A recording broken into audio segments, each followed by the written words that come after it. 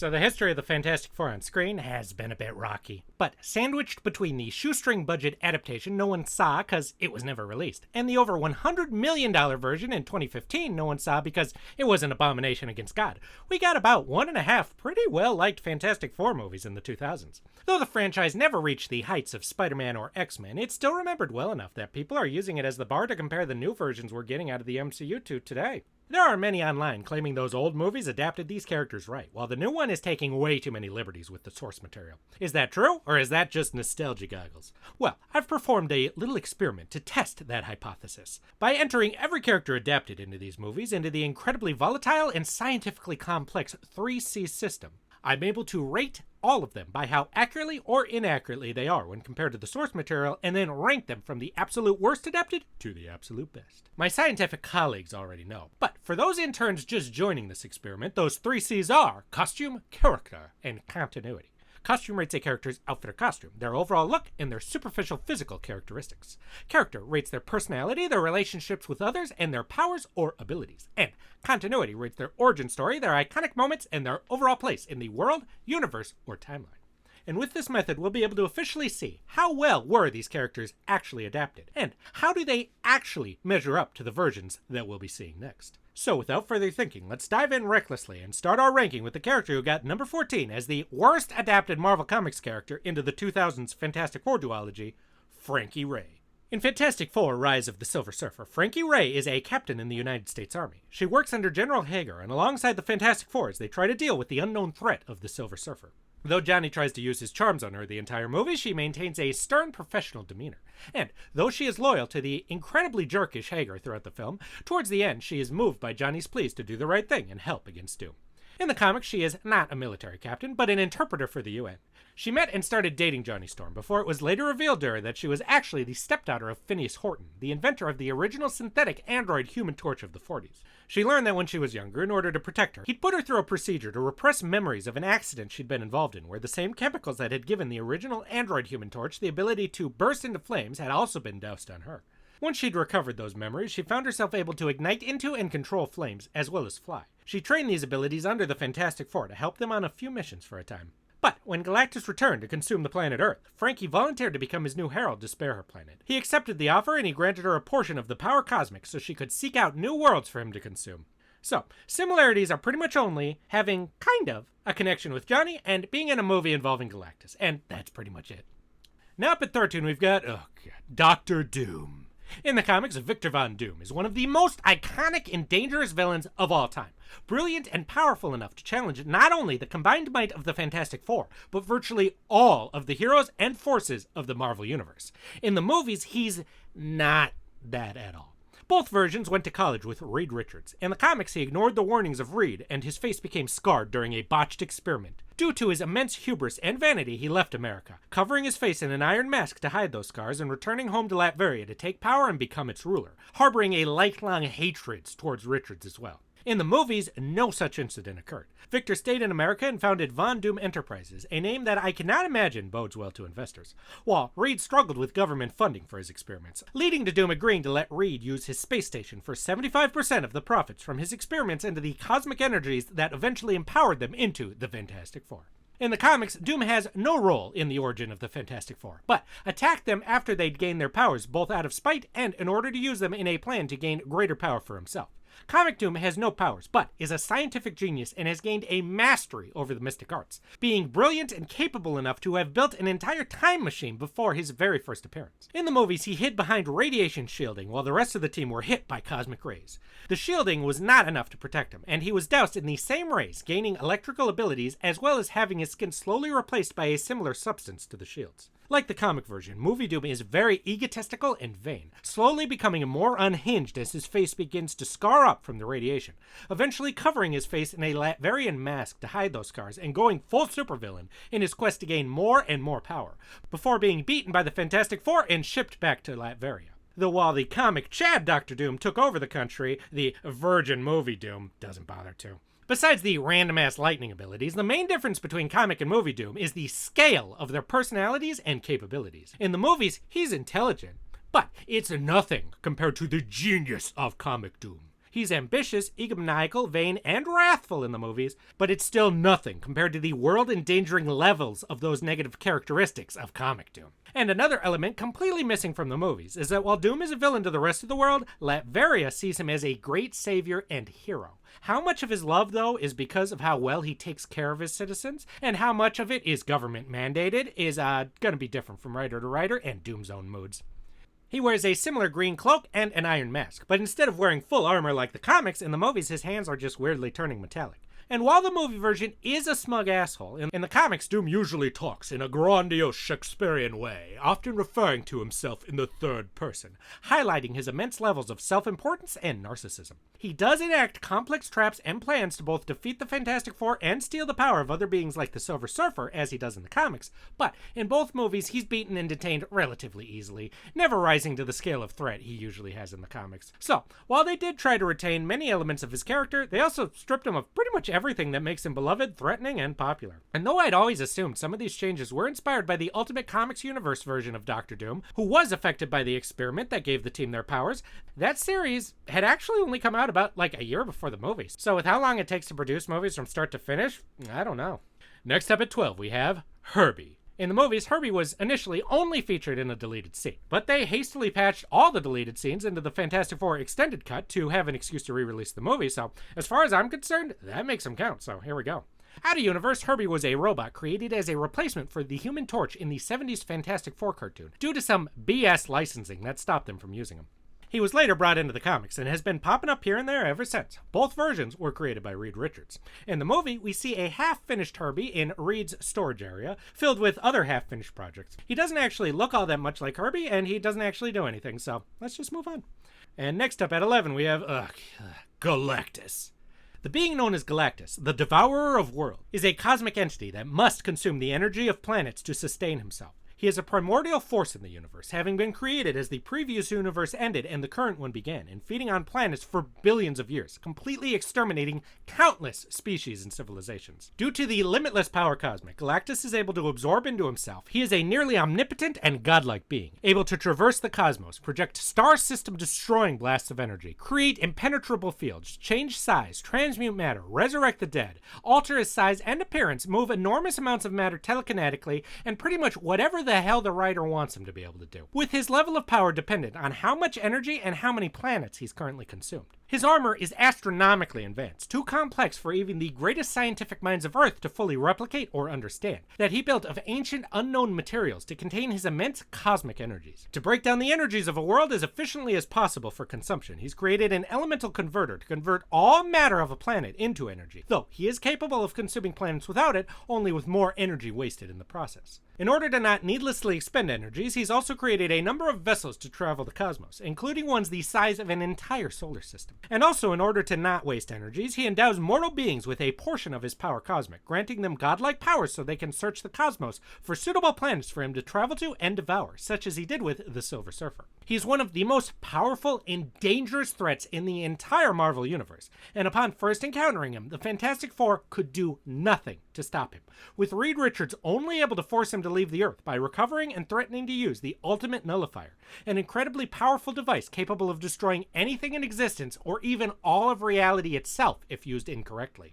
Galactus is one of the most iconic and unique elements of Marvel Comics. Since his first appearance, he's appeared time and time again in some of the most popular and awesome comics ever published. When the name Galactus is dropped, every Marvel comic fan knows you're in for something epic. Well, in Rise of the Silver Surfer, they build up Galactus for the entire movie, explaining him as an all-powerful cosmic force that travels the universe, consuming planets chosen by his herald, the Silver Surfer, who looks pretty comic accurate. And when he finally shows up, this iconic and beloved character is just a big space cloud thing. Now, I gave the movie the benefit of the doubt upon rewatching that maybe we just didn't see him, and the cloud was just debris gravitating around the ship he was traveling in or something. But upon rewatching, he appears to just be a big energy cloud that digs into planets and sucks out their core, with a fiery core of energy at the center of the cloud that, for a second, kinda looks like his helmet, but is clearly just a big fiery energy core. I don't know. Maybe his suit was just at the dry cleaners that day and we're just seeing his unconfined energy. I get not wanting to sell the giant guy in a purple suit thing, especially back then before we'd seen as many crazy things in comics as we have now, but the Silver Surfer was already just a silver human-looking guy in a surfboard. If you're already expecting people to accept that, how much different is this? And with how dorky and hokey these movies can be at times, this is where they draw the line on realism? And lastly, if you're not going to actually show him, why build him up the entire movie like we're going to get some big payoff? Just show him right away and be done with it, like that crappy parallax thing we got at the beginning of Green Lantern. Anyways, other differences are that in the comics, Galactus can talk, and announces his imminent destruction of the Earth out to its inhabitants. Though he usually doesn't deign to communicate with regular beings, he does sometimes talk with his herald, like the Silver Surfer. While in the movie, when Silver Surfer betrays him, he just kind of goes, "Roar." He's also seemingly a lot less powerful, as Silver Surfer is able to just fly up and just release cosmic energy or something, instantly, completely, and utterly obliterating Galactus. Why you'd give your herald the power needed to very easily destroy you, I don't know. So add an incredibly decreased amount of intelligence to the list of differences as well. He showcases none of his many abilities in the movie version, but we can't just outright say he doesn't have them, since we don't see anyone but Silver Surfer fly up and, quote, fight him. So, the similarities are he flies in space, eats planets, and has a Silver Surfer. So, still better than most of the worst MCU adaptations, but how is this really any different from Unicron? Alright, I could rant about that for hours, but next up we come to number 10 with Alicia Masters. Both comic and movie versions of Alicia Masters are blind women who meet Ben Grimm and are able to see the sensitive soul inside past his rocky exterior and personality, with both versions then falling in love with him. Though we only see it in a deleted scene and the extended cut, both versions are sculptors with stepdads into puppetry of a sort. In the comics, her stepfather is Philip Masters, a villain known as Puppet Master, but in the movies we never learn any more about her stepfather. In the comics, she was introduced when her father used her in a plot to defeat the Fantastic Four. She looked similar enough to Sue Storm that Puppet Master dressed her up as the Invisible Girl to try and infiltrate the team, which is one of the worst plans of all time. While in the movies, the Thing met her in a bar he had walked into. Though I would have loved to see how well that comic plan went in this movie version with the differences between her and Sue Storm.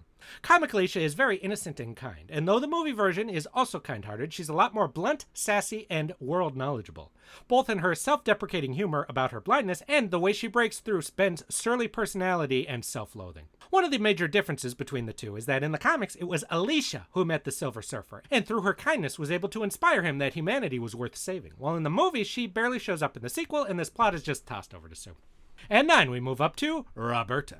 In the comics, Roberta is a robot Reed Richards built to operate as the receptionist for the Fantastic Four, since most receptionists were not willing to take such an incredibly dangerous job.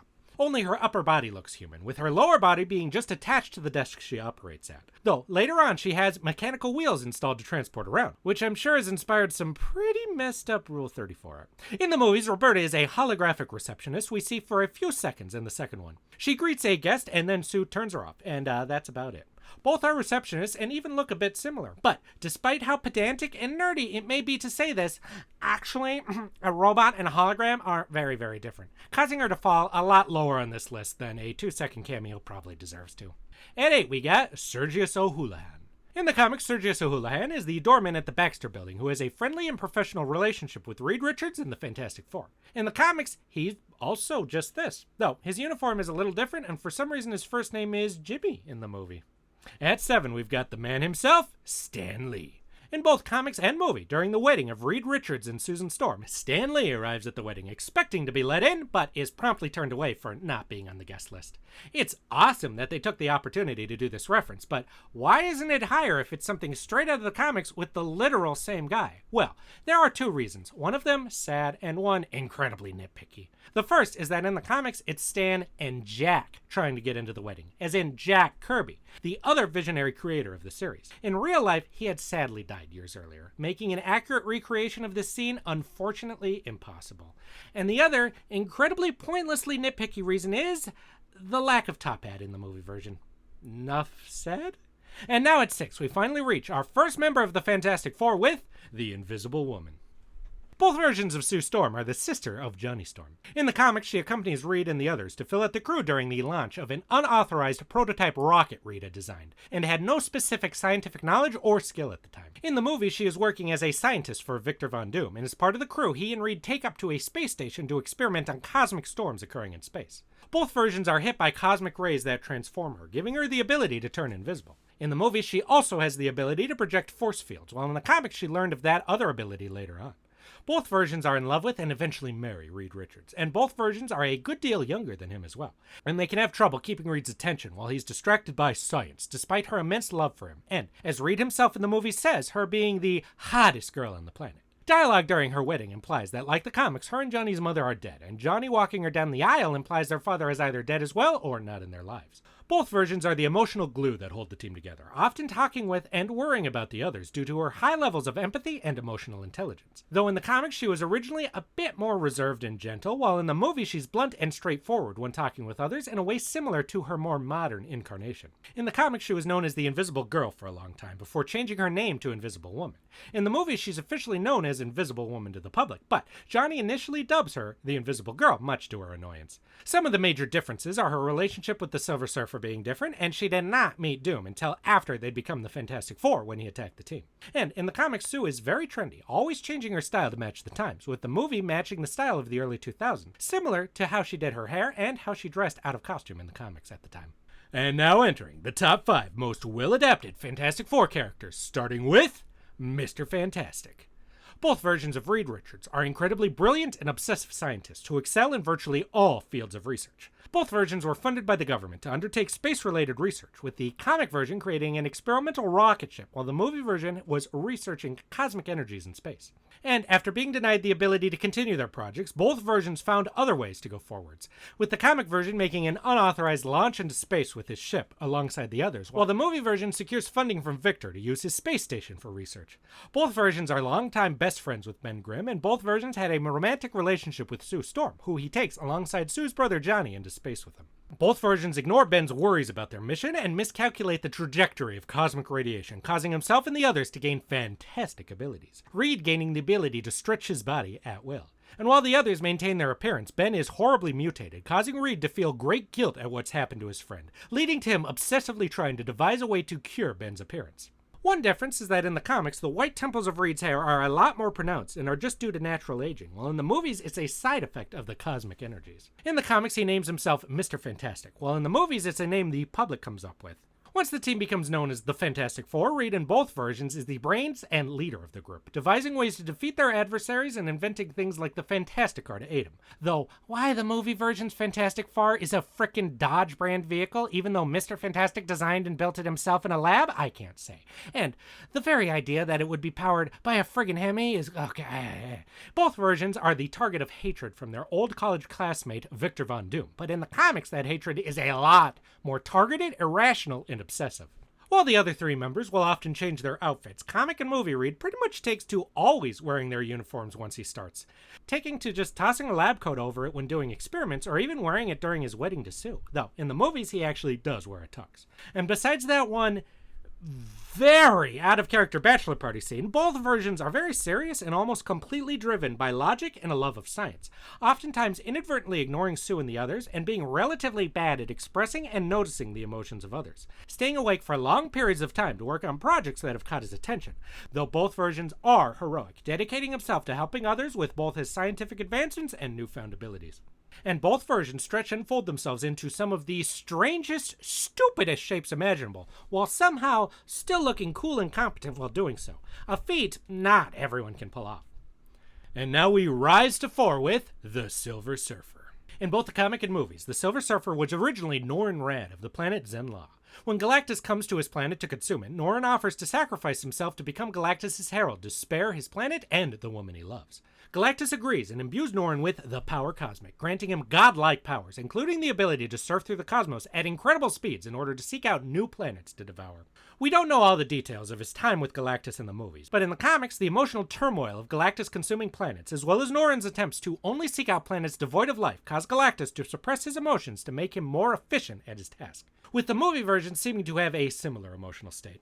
Both versions come to Earth and faced off against the Fantastic Four, and both versions found themselves moved by the humanity of an Earth girl to rediscover the humanity within himself. In the comics, it was Alicia Masters, while in the movies, it was Sue Storm, and both versions turned on Galactus to help save the world. In the comics, he just helped fight against Galactus to buy time while Reed was able to secure the ultimate nullifier, while in the movie, the Surfer somehow, that makes no sense to me at all, just explodes or something, causing Galactus to be completely obliterated in a giant blast wave that causes no damage whatsoever to the planet he is currently wrapping himself into. In the movies, he causes anomalies wherever he flies, while the comic version doesn't, but does have the ability to cause many of the effects seen, including changing weather patterns, manipulating matter, affecting life forms, and a whole host of other abilities. And while he doesn't have the ability to bring beings back from the dead, he does have the ability to heal others from mortal injuries, even from the brink of death, as he does Sue Storm. Visually, he actually looks pretty much exactly like the Silver Surfer of the time looked in the comics. His face is a little more alien than it's usually portrayed, but he's got no super inhuman-looking appearance, no weird non-surfboard-shaped surfboard BS, none of the changes you'd expect of a character like this, especially at the time. And despite the ending, due to his incredibly similar look, characterization, and story arc, if it was just this, he'd easily be number one at the top of the list, except for one incredibly major difference. In the comics, Norrin's abilities come from absorbing cosmic energies and are a part of his actual body, while in the movies, his abilities come from his board, becoming completely powerless if removed from it.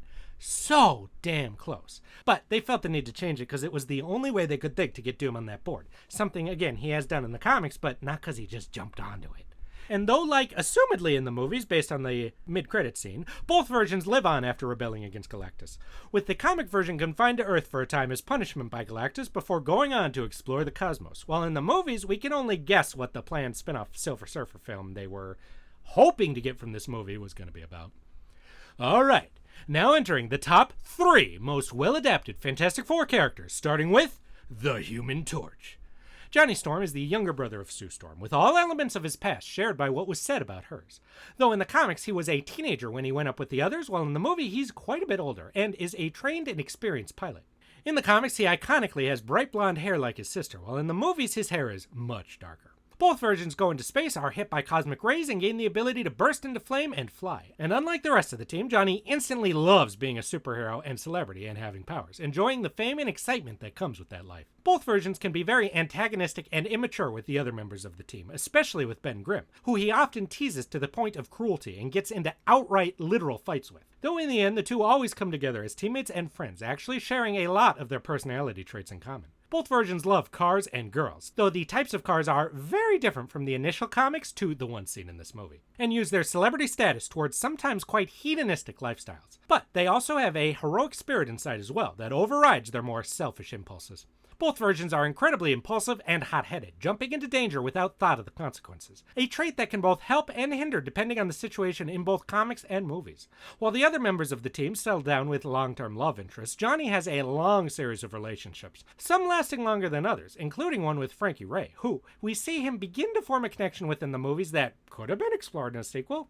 His flame form looks similar to how it did in the comics at the time, with his body turning bright orange and flames sprouting off of him into a trail as he flies. And in both versions, he uses that trail to form a giant flame 4 in the sky. And most superficially importantly, he does yell his iconic catchphrase, "Flame on," when turning on his powers. Though quite different from Johnny's earliest appearances when he was a lot younger, the movie version is actually quite similar to the older, but still quite childish Johnny Storm of the time it was made. And the many visual differences he has are quickly countered by his characterization, powers, and relationships with the team. And now, the second most accurately adapted Fantastic Four character is Willie Lumpin.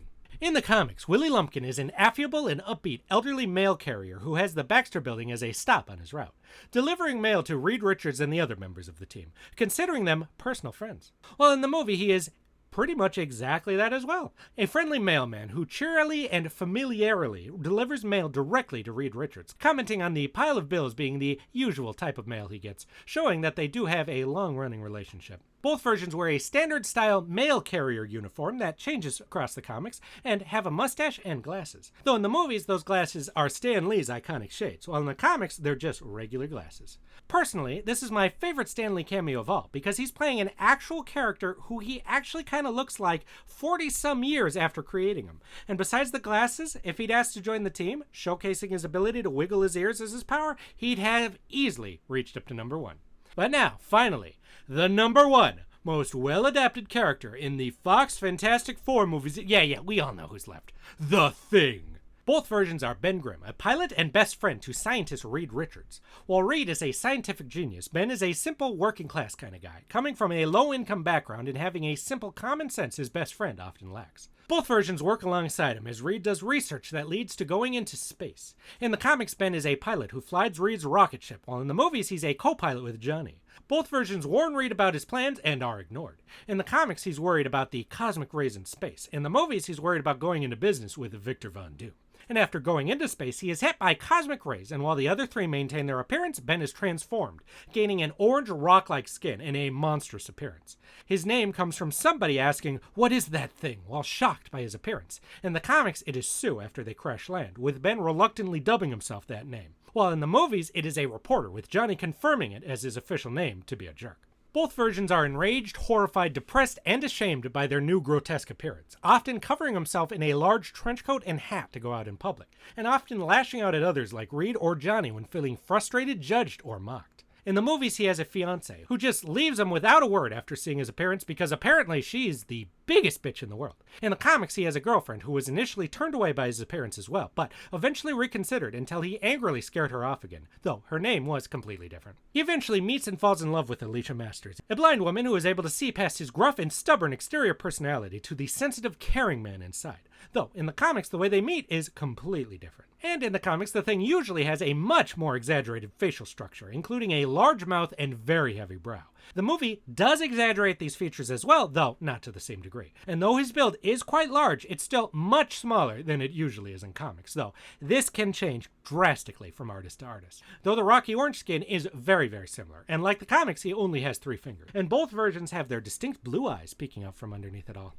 And while the rest of the team wear full-body suits, the Thing most often in comics and in the movies only wears the bottom. Though in the comics, he often just wears shorts with no shoes, while in the movie, he does have shoes with his uniform. Both versions are immediately distrustful and wary of shady characters like Dr. Doom, even when they claim to be on their side. They both fight in incredibly destructive, straightforward ways, breaking through walls and using cars as weapons, and both are incredibly strong and durable. And like Johnny, he does utter his iconic catchphrase, "It's clobbering time." Though in the movies, this was something he was inspired to say from a Thing action figure Johnny had in development. And over time, due to both acceptance by his newfound family, the love of Alicia, and being embraced as a hero by the public, the Thing learns to accept and even embrace his newfound appearance, and the powers it gives him to help others as a hero, becoming the rock that anchors the whole team together as the ever-loving blue-eyed Thing. Though surprisingly, unlike the comics, he never references his sweet Aunt Petunia. So, I'm actually surprised by the results compared to my memories of these movies, but by looking through these characters, it becomes apparent pretty fast that, though there are some major and drastic differences, the actual Fantastic Four themselves had a lot of thought and effort put into how to adapt them into the tone and style of the modern day of the time, while also maintaining a lot of their most important personality traits and character arcs from the decades they've been published in comics. And of course, I have plenty of little quibbles with how some of the main cast were done, but it's nothing so major that I would consider them bad adaptations personally, especially compared to what we've gotten used to studios masquerading as adaptations nowadays. They fight and squabble constantly while always coming together when it matters. They're a family as much as they are a superhero team.